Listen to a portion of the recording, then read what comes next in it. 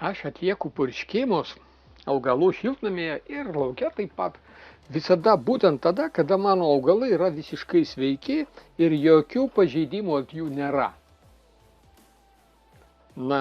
Nes dažnas sodininkas, daržininkas, kada mato, kad augalai sveiki, tai ir nemato reikalo purškti. Ogi aš tikrai 100% žinau, nesvarbu, kad aš nematau. Tai nereiškia, kad tų patogenų čia dabar nėra. Jie tikrai yra, tiesiog mes jų dabar kol kas nematome. Ir jeigu aš dabar purškimų nedarysiu, po savaitės, po antros savaitės, jau 100% žinau, kad čia atsiras ir tada ir pažeidimai. Todėl visada profilaktika. Augalai sveiki, gerai, purškiame. Jau kuo purkšti, čia jau jūsų pasirinkimas.